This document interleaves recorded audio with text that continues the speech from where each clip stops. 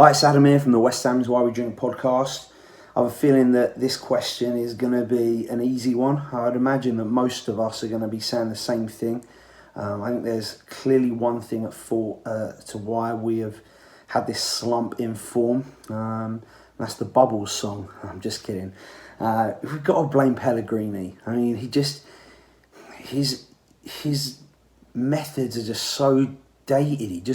I don't know, he seems to just not be able to do anything different. I mean, every single one of us can just see some massive flaws. I mean, first of all, change of formation. It's not working with the players that we've got. Second of all, if we're coming up against fast players, don't put Zabaleta at right back. I mean, I love the guy. He's great. But, when you've got someone who can run and someone who can't up against wingers who have got like 94 pace on FIFA, Zabaleta's not your guy. You go to the pub or you go to the ground, and every single West Ham fan, I mean, the only positive about this is that finally there's togetherness in a big group of people, because everyone's saying the same thing. We're all looking at the formation every week and thinking, why is he doing this again? Surprisingly enough, it didn't work for the past 4 weeks. Don't think it's probably going to work today. And then surprise, surprise, it doesn't work. So I don't think that we should be getting rid of him, but I do think that some changes need to be made to the formation, and let's try something new. But regardless, come you Irons, we got this. So the question is this week, who's to blame for the mini slump? Is it the players, the managers, Julius, or all of them? It's everybody at the club, isn't it? They're all to blame. Yeah. But really, my gripe is the players. And my question is, where's your personal pride? I mean, I never played football at any magical level, like, Saturday or Sunday. But I'd always run out there and had some personal pride that I wanted to try my best. Even though, I said it was Saturday, Sunday league. Yeah? And I would never show that I was in pain if I had, an hard challenge and got hurt. You'd run it off. You'd never let anyone know that you were scared. And that, to me, is what the team looked like at the minute. Scared. Afraid to put in a battle. The manager can do all these talks. This Julius can buy all these players. But if they ain't got any personal pride to get out there and achieve and work hard and want to show a good performance, once they walk across those white lines, as they say, it's down to them, isn't it? It's just dreadful because they don't look like a team, do they? They ain't playing together, they ain't mates.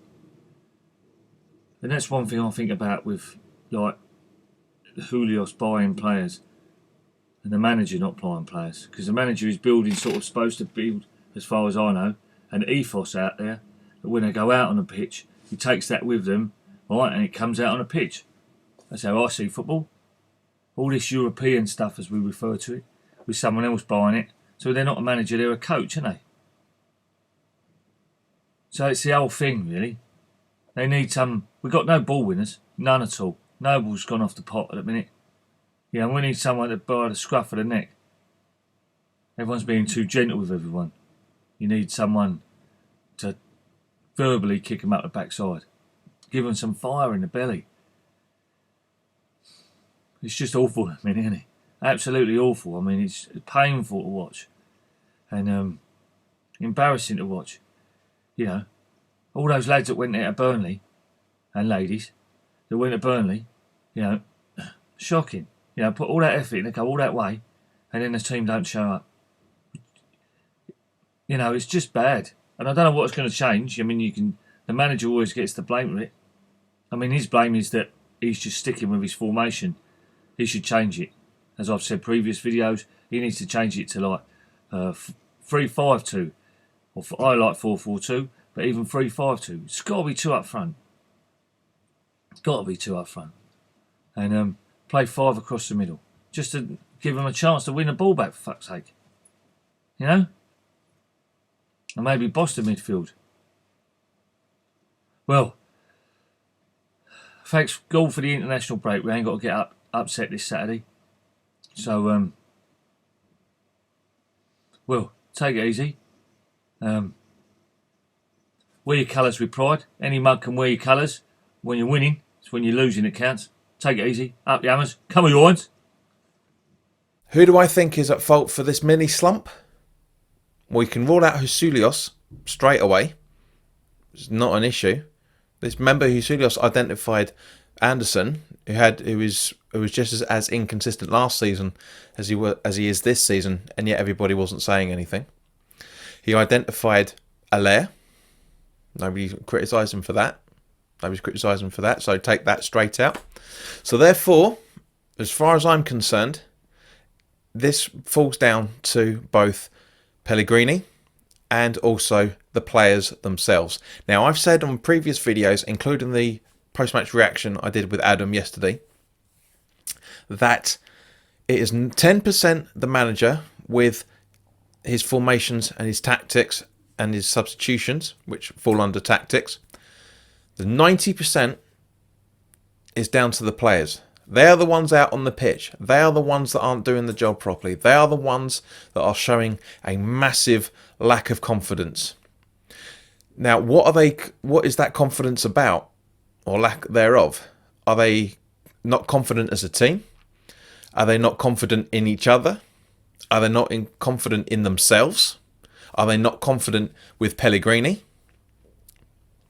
This is the question.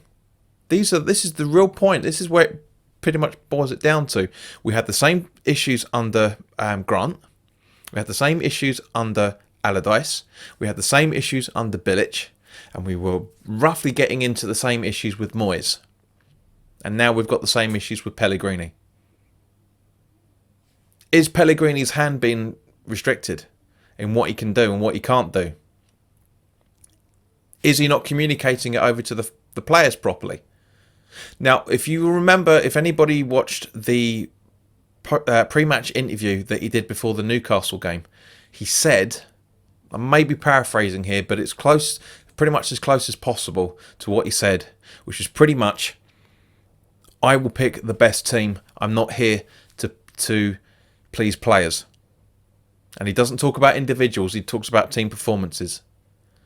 I reckon he's pissed people off in certain ways because of what he said again before the Newcastle game. I really reckon he has. And as a result of this, they don't trust Roberto. Nobody trusts Roberto at the moment because he's absolutely dire. I've tried to defend him as much as possible. Even I couldn't defend him for what happened yesterday. Or Saturday, depending on when you're watching this. Right? I couldn't defend him. I've tried. There are players out there that need to look at themselves every single week, but also Pellegrini needs to look at himself every week. Why is he picking Anderson when he hasn't been? He played a better performance than he did against Newcastle. He played better against Burnley. Don't get me wrong, he's slowly coming back. He's still not showing enough confidence. Why pick Fornals over Lanzini? Yes, I get the idea behind it. It's a catch-22 when it comes to Fornals because he needs the match time. He needs to prove that if that 25 million that we actually paid for is justified. That's not Husilos's fault even. That is Fornals' team, previous employer putting that price tag on him. It's got nothing to do with who's how much we paid for him. That's how much we had to pay for him. Totally different.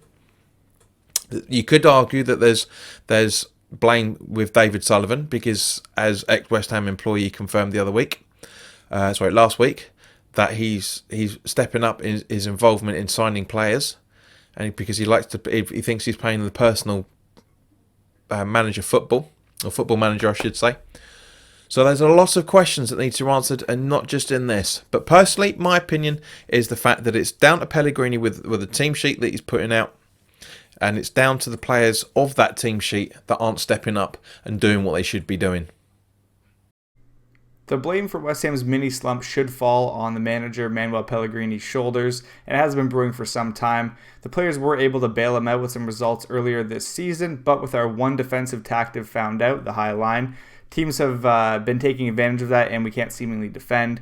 We head into games deflated due to the wrong 11 being selected, which is a manager issue. We get torn apart on set pieces and the team looks disorganized and undrilled, which is a manager issue.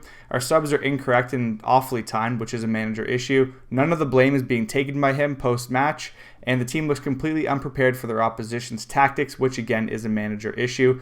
The players, the board, and the director of football all have a hand in this, but Pellegrini is getting massive money to take the reins of this West Ham project and has shown that his ambition does not match that of the team's. Ironically, after appointing him, the board can fix this issue by throwing money to make him go away, replacing Pellegrini, and getting in an ambitious young footballing mind to take his place.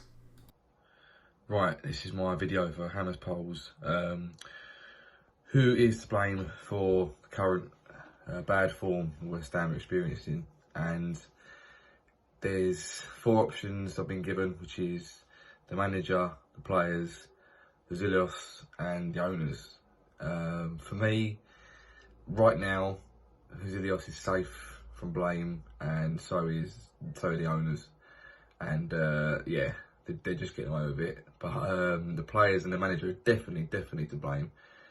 I've backed Pellegrini for ages, to be fair. I said, you know, the top manager, he's working with what he's got, but there's comes a time when his selections and his formations and his tactics leave a lot to be desired, and it comes to a point where you just can't defend him anymore. And I think the perfect scenario has been the things that are coming out, whether they're true or not, in his post-match interviews after the Burnley game, saying this, that and the other. I think he's signed some good players. The problem is everyone's saying, oh, he signed Roberto and stuff like this, but when you haven't got millionaires, you know, you haven't got billionaires at the helm, like I think the owners like to think they are, like to say they are, like to get that impression that they are. He's got to sign what he's got, but then again, it's the same thing as what, you know, quite a lot of the other managers got. You know, you sign these players, you've got to get the best out of them.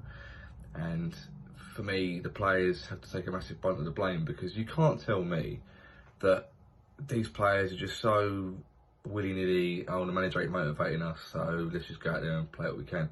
Every manager has to motivate their players, don't get me wrong. But, you know, there's 60,000 fans coming to watch you every week at West Ham. You know, there's a load of fans coming to watch you away from home. Surely that should motivate you at some point. It's not just the manager who's got to motivate you in the changing room and on the sideline. He's done his job in the changing room. He's given you your tactical selections, and now go and get on with it. And for me, the players get away with a lot of stuff, and always have done at West Ham.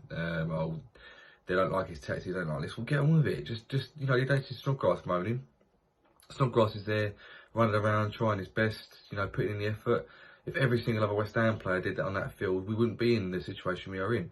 But we say that over and over again. The same like with Noble, you know, every other player out there that throughout West Ham's history that's always just put the effort in. Maybe isn't the technically gifted players as the other lot are. But it all comes down to me a little bit that, yeah, okay, Pellegrini, maybe he's past it, maybe he's not up to the job anymore, but fundamentally, the players have to take a massive brunt of it as well.